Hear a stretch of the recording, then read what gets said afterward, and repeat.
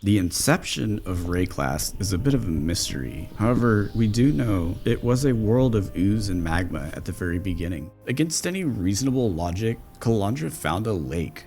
She's trapped in this lake, and anytime she tries to leave, she has no memory of it. Over the years, Kalandra had many visitors. One that we know about was Einhar. Even though Kalandra's visitors could leave, she could not.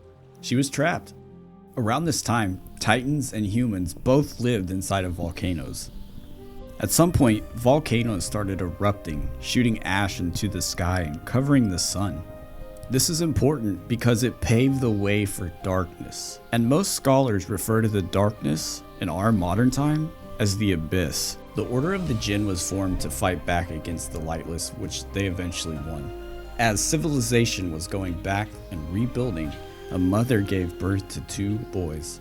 We know them as Sin and Innocence. Something that's really important to mention here is gods in Rayclast were all once ordinary people. If you had enough followers and people that believed in you, you would be able to transcend and achieve godhood. Knowing this, Innocence chained Sin to a wall and turned his followers against him in an attempt to ascend. Luckily for Sin, Garuhkan came around and helped him escape. Innocence was furious that Sin escaped. However, he noticed that people were afraid of fire, and he realized that he could use this to his advantage to be able to ascend. Most people didn't like the things that Innocence was doing, so they exiled him, and that's how they found the land of Orioth. We believe around this time, Sin planted the seed of the beast, which would lull the gods to sleep.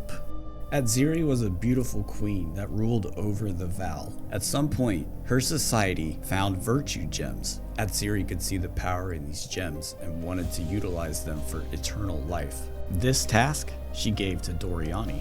Unable to control the power, Doryani initiated the Voll Cataclysm, which ended up destroying their entire civilization. To try and figure out what happened, the Kalguur sent expeditions to colonize Rayclast, but their encampments were destroyed by ensuing horrors. After a few years, the Azmeri re-emerged from their mountains, and that's when they found Sarn.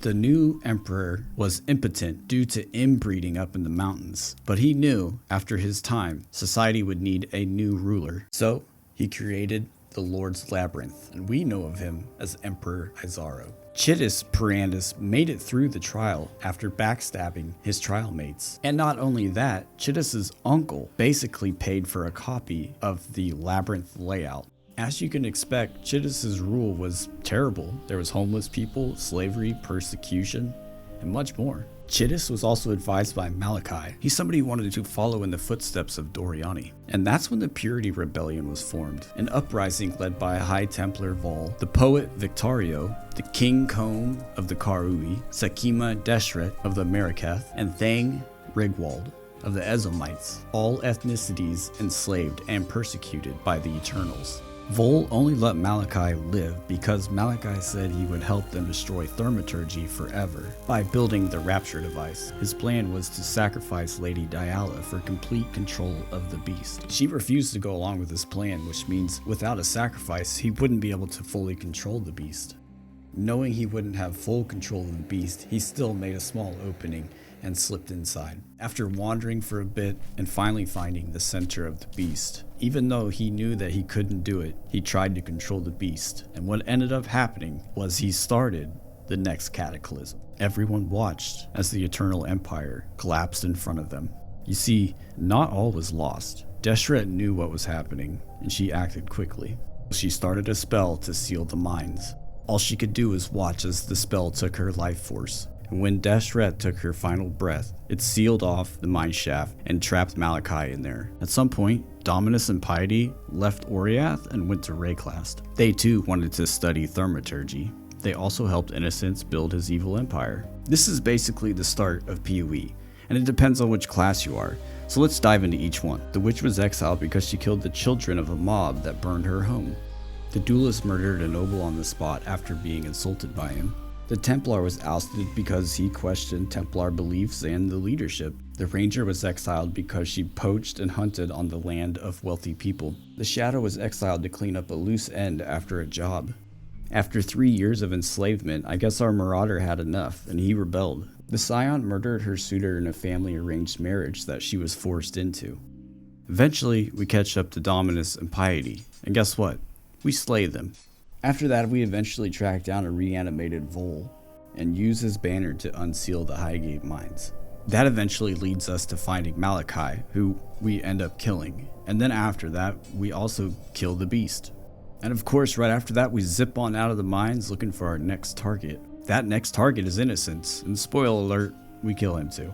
At that point, we must be feeling pretty good because we hunt down Kitava next, who actually almost kills us. Luckily, Sin saves us. After some thought, I think that Kitava fight really pissed the exile off. From here, you leave body after body as you level up and gain more power in your search for destroying Kitava. Sin then tasks the exile to head to Highgate and wake the Dark Ember, which comes from the corpse of the beast. Turns out, this Dark Ember kind of has a mind of its own, so of course it's a fight to the death between the exile and this beast. I'm sure I don't need to tell you that of course we win. At this point, we know we're ready to give Kitava that spanking that he really needs. And oh boy is he gonna get it. And who actually cares if Kitava's like the size of a building? Cause we're gonna fight on a rooftop, so what does it matter? Either way, Kitava doesn't stand a chance against the exile, Sin, the Staff of Purity, and Innocence. Yep, spoiler alert, he gets saved by his brother. That's essentially the end of PoE, and before you say it, I know there's so much more, but we didn't have time to talk about it. 20 years later, society is slowly rebuilding after the death of Kitava, but we know corruption is spreading. The people whisper of a ghastly seed that drives those around it to madness. And I don't know about you, but I'm terribly excited to see what PoE 2 has in store for us.